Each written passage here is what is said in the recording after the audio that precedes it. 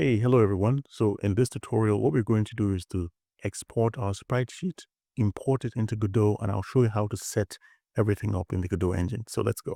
So the first thing you want to do after you've created your animation is to go over here to File and then go to Export, and then you can just click on Export Sprite Sheet.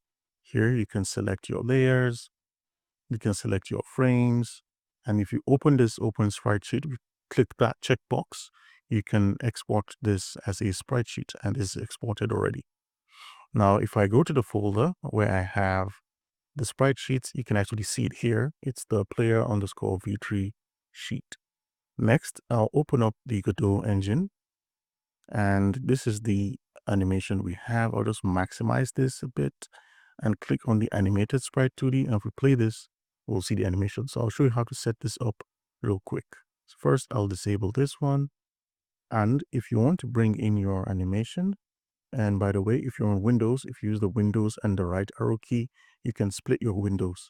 So here under the player object, or you could just simply drag and place that in here, and this will automatically be dragged into Godot. Now I have this already, so I'm not going to be doing that again. So if I go here and open this, we can see our player sheet underscore version 3.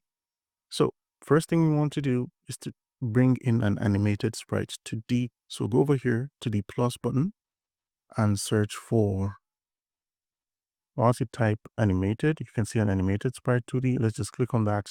And we have an animated sprite 2D.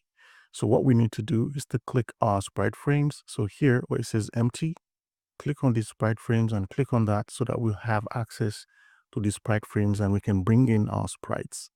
Let's click this button here that says add frames, and we'll go over to the player, and here on my version 3, I'll click open. And if I go over here to the top left, I can double click on that, click away. And now we can see the entire view. Now I know I have 5 sheets and it's a 1 box of 32 by 32 pixels. What I need to do is to go over here to the horizontal and set that to 5. So I can have 5 horizontal slices. And by the way, it actually sees it like this, but it's actually vertical. And for the vertical slices, I'll set that to 1. So those lines that are cutting across have been set to 1. Now I can select these frames, frame 1, 0 to 3. That's 4 frames. And then I'll click on that add frames. All right. And this is a child of the animated sprite 2D. I don't want that. I just want this to be a child of the object so we can actually see that on its own. So I just click that away. Now it's creating an animated sprite 2D 2, and I'll hit play right now and we can see that moving quite slowly. Now it depends on how fast you want the object to animate. I can set this to about 8 frames, and now it's animating a bit faster. So we actually notice that we have a second animation, right? The white outline animation. So to do that, let's go over here with the plus button and let's add animation, and let's just call that outline, or hit. And with the outline, let's go away and click this, bring in our player animation. Now it knows about this because it's in memory. All we need to do is click on the outline and click add 1 frame. So that's the default animation. We can double click on that and call that the idle. So that's your idle animation. And now this is the outline animation.